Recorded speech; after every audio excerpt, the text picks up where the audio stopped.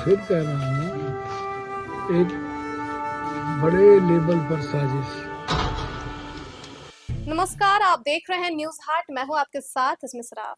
Khan sir coaching centre विवाद प्रकरण में जेल में बंद ज्ञान बिंदु कोचिंग सेंटर के डायरेक्टर रोशन आनंद के भाई प्रिंस यादव की मौत पर अब सियासत भी शुरू हो गई है।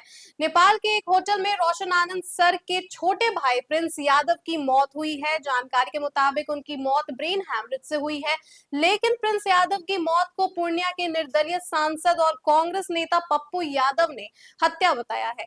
पप्पू यादव ने प्रिंस यादव की हत्या होने का दावा करते हुए बिहार की सम्राट चौधरी सरकार से इसकी जांच कराने की मांग की है। पप्पू यादव ने एक्स पर लिखा कि ज्ञान बिंदु के डायरेक्टर रोशन आनंद जी के भाई प्रिंस जी की नेपाल विराटनगर में हत्या यह अत्यंत दुर्भाग्यपूर्ण है। बिहार सरकार नेपाल प्रशासन से संपर्क कर पीड़ित परिवार को न्याय दिलाए, हत्यारों पर अविलंब कार्रवाई हो। एक भाई जेल में बंद है, दूसरी की हत्या। मेरी संवेदना परिवार के साथ है।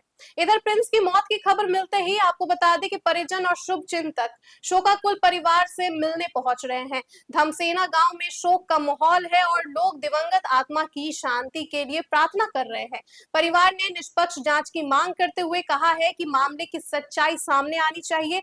बता दें आपको कि पूर्णिया सांसद पप्पू यादव ने भी सहरसा जिले के धमसेना गांव पहुंचकर ज्ञान बिंदु संस्थान के संस्थापक रोशन आनंद के दिवंगत भाई प्रिंस यादव के परिजनों से मुलाकात की। इस दौरान उन्होंने शोकाकुल परिवार को सांत्वना दी और दुख की इस घड़ी में हर संभव सहयोग का भरोसा भी दिलाया। पप्पू यादव आपको बता दें कि काफी ज्यादा भावुक नजर आए। उन्होंने प्रिंस यादव की नेपाल में हुई मौत को गंभीर मामला बताते हुए इसकी निष्पक्ष और उच्च स्तरीय जांच की मांग की है। उन्होंने कहा कि मामले की सच्चाई सामने आनी चाहिए ताकि परिवार को न्याय मिल सके।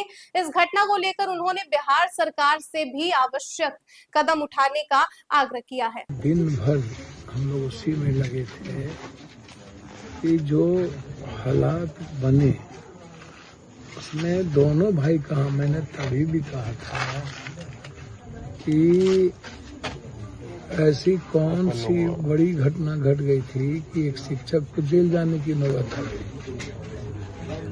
शिक्षक से कोई भूल यदि हुई या नहीं हुई तो उसको वेरिफिकेशन करने की जरूरत, इन्वेस्टिगेशन करते। ऐसा कौन सा हिंदुस्तान पाकिस्तान का वार हो रहा था या इस तरह की कौन सी परिस्थितियां आ गई जिससे पूरा का पूरा क्वेश की स्थिति थी, पूरा नफरत पैदा हो रहा था। सब कुछ सरकार और प्रशासन ने और ज्यादा इसको पैदा किया। यूट्यूबर, ब्लॉगर बाइफरकेट किया। हम उस वक्त भी कहे कि एक लंबी लकीर खींचने की कोशिश की गई और उसमें उलझाने का लगातार प्रयास हुआ। मैं फिर कह रहा हूँ, एक बड़े लेवल पर साजिश।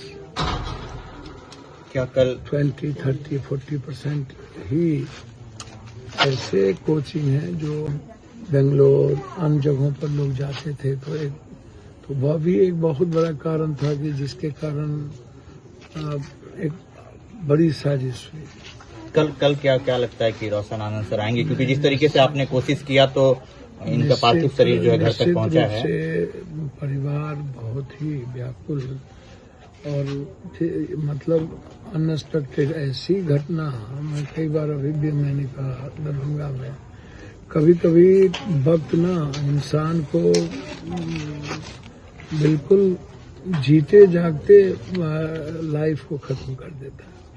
अब एक भाई जेल में, एक भाई इन्वेस्टिगेशन जारी है, परिस्थिति जन कोई कुछ बोल रहा है, कोई कुछ बोल रहा है। मैंने सुबह ही 9:45 में ट्वीट किया था जब हम एडीजे के यहाँ से लौट रहे थे और हमको 8:15 बजे के लगभग खबर मिली तो हम नेपाल तुरंत फोन किए तो सारी चीज़ों की जानकारी हमको मिली। फिर मैंने ट्वीट भी किया। तो निश्चित रूप से भगवान यह दिन और इस तरह की परिस्थितियां इंसान के जीवन में घटित ना हो तो ज्यादा बेहतर। यह घटना परिवार को ही नहीं, समाज को भी, और एक उम्मीद जो रोशन घर के भीतर या उसमें जो एक सिस्टम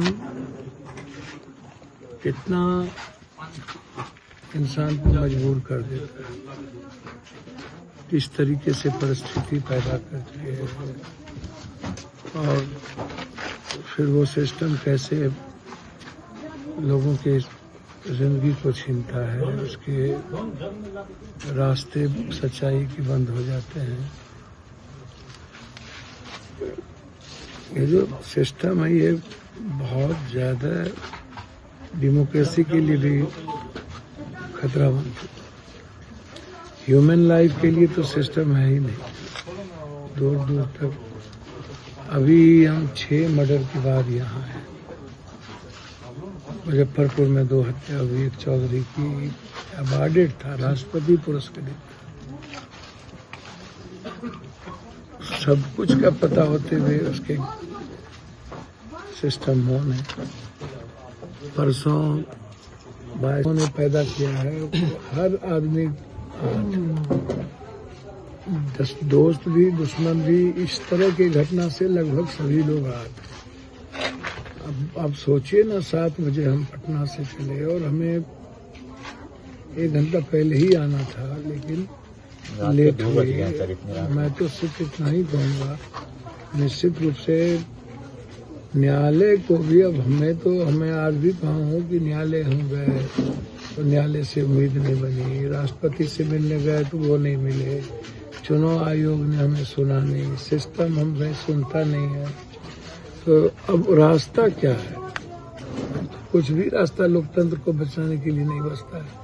उस तरह रोशन के साथ ऐसी कौन सी इतनी बड़ी घटना घटित हो गई थी, टीवी पर, चैनल पर, सरकमस्टेंशियल भी देख रहे हैं, कोर्ट देखता है, सो मोटो नोटिस लेता है और खुद ही अखबार पढ़ते हैं न्यायालय, और उसके बाद पिता के साथ ना हो और जिसके साथ इतने बच्चों का सेंटिमेंट हो, कम से कम उसकी दुआएं तो काम आए, वो भी ना आए तो फिर कहाँ बचता है भैया।